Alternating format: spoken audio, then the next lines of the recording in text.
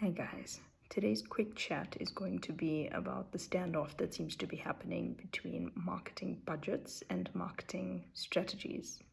So for the consultants out there, I'm sure you already know that when you are prospecting or when you are submitting a proposal to a new client or a prospective client, that oftentimes you will ask for the budget so that you can adjust your strategy to fit within that. And the client will often say to you, well, no, you give me a price. And 9 times out of 10, you will then go to extraordinary lengths to develop the strategy, submit that, and the client will come back to you and say, well, we don't have this kind of money. And what they don't understand is it's not merely just picking something out or, taking a few steps back and plucking out a couple of channels or a couple of messages.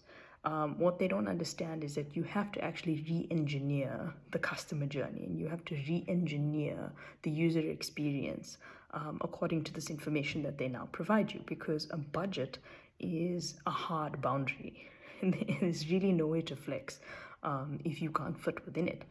So there's 2 things that I'd like to encourage on the consultant side and the agency side.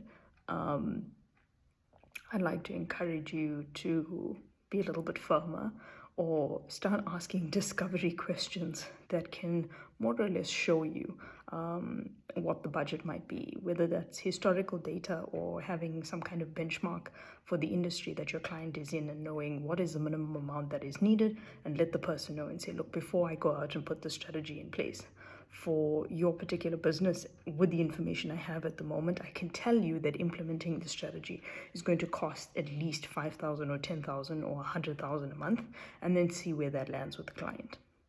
On the client side, if you are a client of a marketing agency, or if you are a CEO who has an internal marketing operation and someone else is submitting their request for budgets to you for the rest of the year, try and give that ceiling first. Try to provide as much information as you can about time, cost, quality standards that you require. And please understand and acknowledge that where possible, we will meet your criteria, but it's not always possible. And when something is not possible, it doesn't necessarily point to incompetence on the marketer side. It just means it's not possible. A lot about marketing is a mathematical equation. And so there are means and ways of solving certain things, but certain variables have to be in place.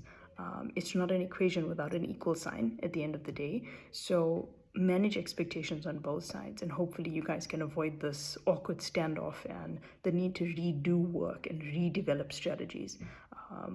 Good luck out there.